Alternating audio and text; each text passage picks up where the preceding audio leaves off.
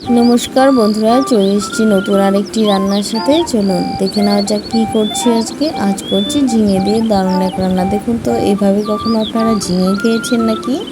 নমস্কার, আমি অর্পিতা। গ্রামাঞ্চলে সব পুরনো রান্না পেতে আমার চ্যানেলটি অবশ্যই সাবস্ক্রাইব করে বেল নোটিফিকেশনটা অন করে রাখবেন, তাহলে আমার নিত্য প্রয়োজনীয় সকল রান্নাই কিন্তু সবার আগে আপনার কাছে পৌঁছে যাবে। এই রান্নাটি আমার ছেলে তোজোর কিন্তু ভীষণই পছন্দের একটি রান্না, আপনাদের সাথে আমি শেয়ার করছি। তো দেখতে থাকুন। প্রথমে ঝিঙেটা খুব চিকন চিকন করে কিন্তু আমি কেটে নিয়েছি। আর ওদিকে কড়া বসিয়ে দিয়েছি। কড়াতে দিয়ে দিলাম পরিমাণ মতো তেল। দিয়ে কড়াটা খুব ভালো করে কিন্তু গরম করে নিতে হবে।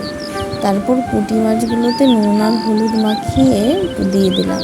কড়াটা গরম হওয়ার কারণে কিন্তু মাছগুলো উল্টোতে অনেকটাই সহজ হয়ে যাবে, না হলে কিন্তু কড়াইয়ের গায়ে আটকে যায়। তো পুঁটি মাছ অনেক সময় ভেঙে যায়। দেখুন, একটা পুঁটি মাছও কিন্তু ভাঙেনি, দারুণ সুন্দর করে ভেজে নিয়েছি। এদিকে কড়াতে আর কিছুটা তেল দিয়ে কিছু কুচনো পেঁয়াজ দিয়ে দিয়েছিলাম। পেঁয়াজটা লালচে হয়ে গেলেই দিয়ে দেবো ঝিঙে আর আলু। একটা আলু আমি দিয়েছিলাম, দেখাতে ভুলে গেছি, যাই হোক। তারপর নুন হলুদ দিয়ে কিছুক্ষণ নাড়িয়ে চাড়িয়ে ঢাকনা দিয়ে দেবো। কিছুক্ষণ ঢাকনা দেওয়ার কারণে ঝিঙের থেকে অনেকটা জল বেরিয়ে যাবে আর ঝিঙেটা ভালো করে কিন্তু সেদ্ধ হয়ে যাবে। তারপর দেখুন, অনেকটা জল উঠে সেদ্ধ হয়ে একদম নরম হয়ে গেছে। তারপর আর কিছুক্ষণ নেড়ে চেড়ে সামান্য ভেজে নেব। তারপর দিয়ে দেবো মশলা।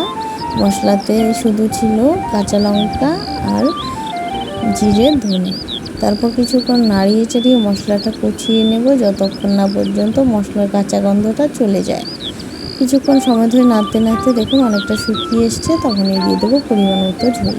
খুব বেশি ঝোল দেওয়ার দরকার নেই, মিডিয়াম ঝোল দিলেই হবে। তারপর সাথে সাথে পুঁটি মাছগুলো দিয়ে দিয়েছি। এতে কিন্তু আগের থেকে দেওয়ার কারণে তরকারির স্বাদটা কিন্তু অনেকটাই প্রায় বেড়ে যায়।